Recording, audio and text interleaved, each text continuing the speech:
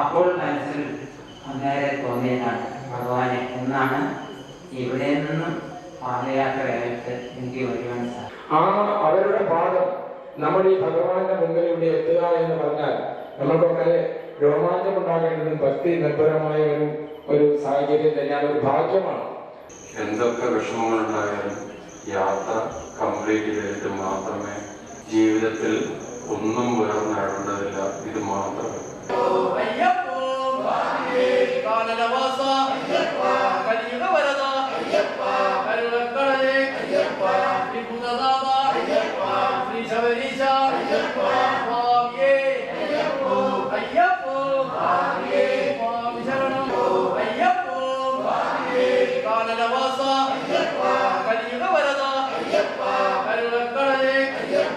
ഇന്നത്തെ യോഗത്തിന്റെ ഉദ്ഘാടകൻ doctor Raman doctor, അതുപോലെ ഇന്നിവിടെ നമ്മുടെ ക്ഷണം സ്വീകരിച്ച് ഇവിടെ എത്തിച്ചേർന്ന ഭരതൻ സ്വാമി, അങ്ങനെ പ്രകാശൻ സ്വാമി, മഹേഷ് സ്വാമി, വിജയ സ്വാമി, മറ്റ് വിശിഷ്ട വ്യക്തികളെ പ്രത്യേകം ഇന്ത്യ മഹാരാജ്യത്തിന് ഒരു അത്ഭുത സംഭവമായിരുന്നു. ഇന്നത്തെ കാലത്ത് ഈ പുതിയ തലമുറ എന്റെ വീട്ടിൽ തന്നെ അവസ്ഥ, അടുത്ത ഒരു 50 മീറ്റർ ദൂരത്തിൽ സാധനം തക്കാളി പച്ചക്കറി വാങ്ങിയിട്ട് സ്കൂട്ടി എടുത്തു പോകുന്ന ഈ കാലഘട്ടത്തിൽ 3 കിലോമീറ്റർ നടക്കുക എന്ന് പറഞ്ഞാൽ വളരെ സംഭവമാണ്. കൊട്ടിയൂരുള്ള ഭരതസ്വാമി അവരെ ഈ യോഗത്തിലേക്ക് സ്വാഗതം ചെയ്യുന്നു. നെടുമ്പൂരിലുള്ള പ്രകാശൻ സ്വാമി അദ്ദേഹത്തെ ഈ വേദിയിലേക്ക് സ്വാഗതം ചെയ്യുന്നു. കണ്ണാമത്തുള്ള മഹേഷ് സ്വാമി അദ്ദേഹത്തെ ഈ യോഗത്തിലേക്ക് സ്വാഗതം ചെയ്യുന്നു. വിജയ സ്വാമി അദ്ദേഹത്തെ ഈ യോഗത്തിലേക്ക് സ്വാഗതം ചെയ്യുന്നു. ഏറ്റവും സന്തോഷകരമായ ആഹ്ലാദകരമായ ഒരു പുണ്യദിനം. ശബരിമലയിൽ ഈ സായൻസന്ധ്യയിൽ മകരജ്യോതി തെളിഞ്ഞ് ഏതാനും നിമിഷം കഴിഞ്ഞ് ഈ അവസരത്തെ നമ്മുടെ കൃഷ്ണഭഗവാന്റെ സന്നിധി ഇവിടെ ഒത്തുകൂടിയിരിക്കുക. അയോധ്യയിൽ ഒരു പുണ്യക്ഷേത്രം സാക്ഷാത്കരിച്ച് ഏതാനും മാസങ്ങൾ കഴിയുന്നതിന് മുമ്പ് തന്നെ നമ്മുടെ എല്ലാം പ്രിയപ്പെട്ട നായസ്വാമിമാർ അവിടെ അയോധ്യയിൽ നിന്ന് ഏകദേശം 2200ഓളം കിലോമീറ്റർ കാൽനടയായി സഞ്ചരിച്ച് ഭഗവാന്റെ തിരുസന്നിധിയിലെത്തി ദർശനം ലഭിച്ച് തിരിച്ചു നാട്ടിൽ വന്നെത്തിയ അവസരത്തിൽ പിന്നെ അവർക്ക് അവരെ ആദരിക്കൽ കൂടിയുള്ള ചടങ്ങുകളിലൂടെ ഉള്ളതുകൊണ്ട് ഞാൻ അധികമൊന്നും സംസാരിക്കാൻ ആഗ്രഹിക്കുന്നില്ല.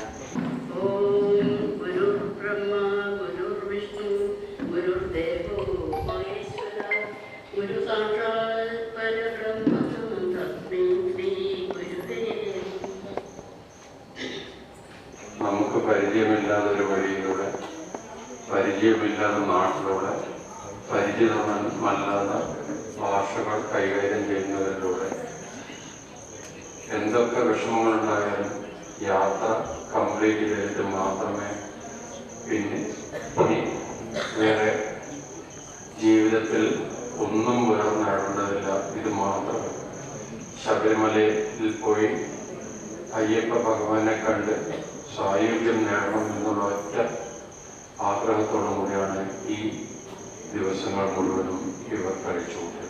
ജീവിതത്തിൽ പല വിഷമങ്ങളും കടന്നിട്ടാണ് ഈ 4 സ്വാമിമാരിൽ പലരും ഈ നിലയിലെത്തിയിട്ടുള്ളത്. ഒരു ചെറിയ ആദരിക്കൽ ചടങ്ങ് നടത്തുവാൻ നമുക്ക് അവസരം ലഭിച്ചു എന്നുള്ളത് വളരെ ഭാഗ്യമായിട്ട് ഞാൻ കരുതുന്നു.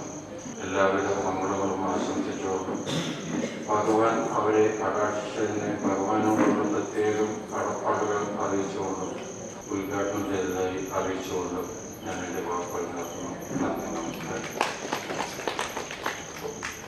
കൊട്ടിയൂരിൽ നിന്നായാലും ഭരതസ്വാമിയൊക്കെ ആയാലും ഇവിടെ എത്തിച്ചേർന്നത് നമുക്കൊരു പുണ്യമാണ്, മഹാഭാഗ്യമാണ്. ഈ അയോധ്യ ഏറ്റവും പരമപവിത്രമായിട്ടുള്ള ഒരു പുണ്യഭൂമിയാണ്.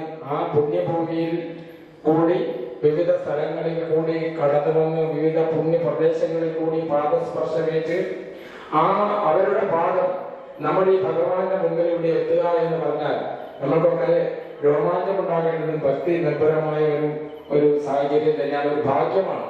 ലോകത്തിന് മുമ്പിൽ ഈ തരത്തിലുള്ള ആധ്യാത്മികമായിട്ടുള്ള ആവേശങ്ങൾ നമ്മൾ ഉണ്ട് ഒരു വ്യക്തിയിലും എന്നുള്ളത് അവരുടെ ഈ ത്യാഗത്തിൽ നിന്ന് നമുക്ക് മനസ്സിലാക്കാൻ വേണ്ടി സാധിക്കുകയാണ്.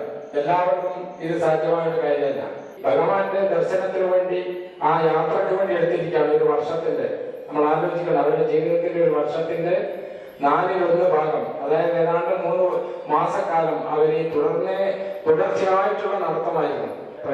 ഭരതൻ സ്വാമി കൊട്ടിയൂരിലുള്ള, അതുപോലെ തന്നെ പ്രകാശ് സ്വാമി നെടുമ്പോയിൽ, ഇവരൊക്കെ നിരവധി വർഷങ്ങളായിട്ട് ഈ രീതിയിൽ പദയാത്രയായി തന്നെ ശബരിമലയിലേക്ക് പോകുന്ന ആളുകളാണ്. അത് അവര് ഒരു സ്ഥലത്തു നിന്നല്ല, ഇവിടെ കൊട്ടിയൂരും കണ്ണവത്തുള്ള സ്വാമിമാര് മൂകാംബികയിൽ പോയി അവിടുന്ന് നടന്നിട്ട് കണ്ണൂർ വഴി, നമ്മുടെ കണ്ണൂർ തലശ്ശേരി വഴി ശബരിമലയ്ക്ക് പോയിരുന്നതാണ്. ഈ വ്യക്തിത്വങ്ങളെ നമുക്ക് ആദരിക്കാതിരിക്കാൻ നിർവാഹമില്ല. അത് നമ്മുടെ ഒരു സത്സംഗത്തിന്റെ ഒരു ഭാഗമായിട്ട് തന്നെ കാണണം എന്നാണ് തോന്നുന്നത്. അതുകൊണ്ട് തന്നെയാണ് കമ്മിറ്റി ഈ രീതിയിൽ എത്രയും പെട്ടെന്ന് അവർക്ക് ഒരു സ്വീകരണം കൊടുക്കണമെന്ന് ആഗ്രഹിച്ചത്. ആ ചടങ്ങിൽ നമ്മുടെ കൊട്ടിയൂരിൽ നിന്നുള്ള ഭരതസ്വാമി, അദ്ദേഹമാണ് ഇതിൽ പ്രായം കൊണ്ട് മുതിർന്ന സ്വാമി. അദ്ദേഹത്തെ ആദരിക്കുന്നതിന് വേണ്ടി നമ്മുടെ മുൻ ട്രസ്റ്റ് ബോർഡ് ചെയർമാനും നമ്മുടെ സുപരിതനായിട്ടുള്ള ഡോക്ടർ രാമചന്ദ്രൻ അവരുടെ സദയം ക്ഷണിക്കാം.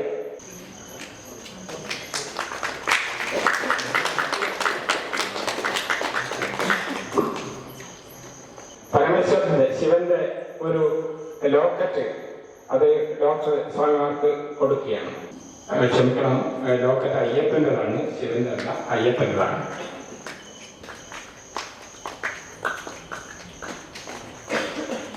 രാമചന്ദ്രൻ ഡോക്ടർ വ്യക്തിപരമായി നൽകുന്ന ലോക്കറ്റ്.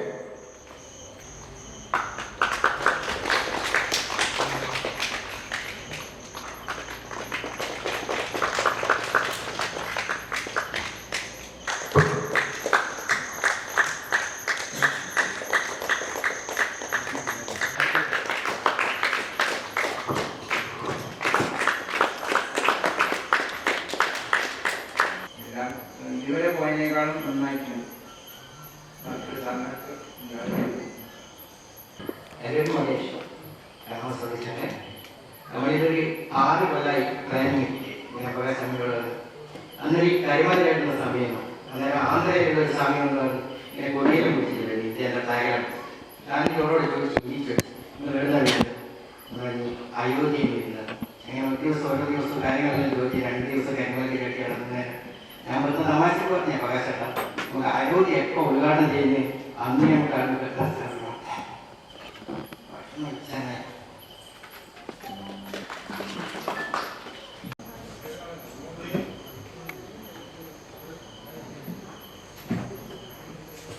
ഒക്ടോബർ 4-ാം തീയതി അയോധ്യയിൽ നിന്ന് പുറത്ത് പാദയാത്ര തുടങ്ങുകയാണ്.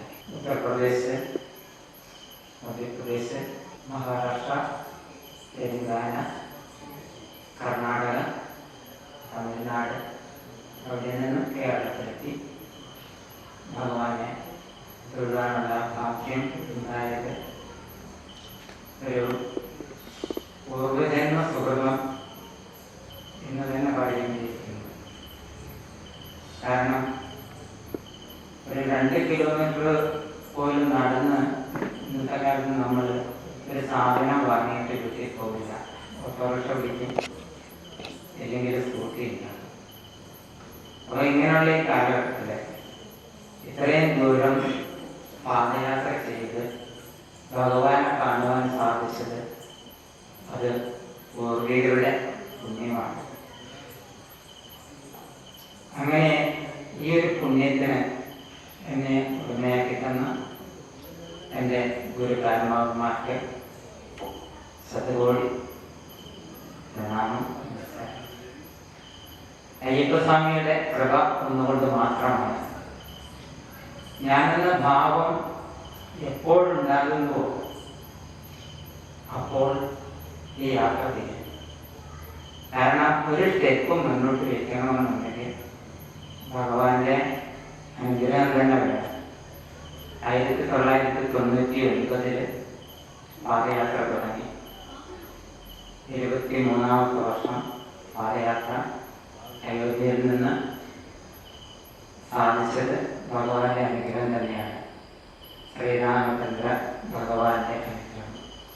ഈ യാത്ര തുടങ്ങുന്നതിന് 2 വർഷം മുന്നേ രഥയാത്രയുമായി ബന്ധപ്പെട്ട് അയോധ്യയിലെത്തുകയും അതൊരു 75 ദിവസത്തെ യാത്രയായിരുന്നു. അപ്പോൾ മനസ്സിൽ അന്നേരം തോന്നിയതാണ് ഭഗവാനെ എന്നാണ് ഇവിടെ നിന്നും പാദയാത്രയായിട്ട് എനിക്ക് വരുവാൻ സാധിക്കുന്നത് എന്ന അന്നേ പ്രാർത്ഥനയുണ്ട്.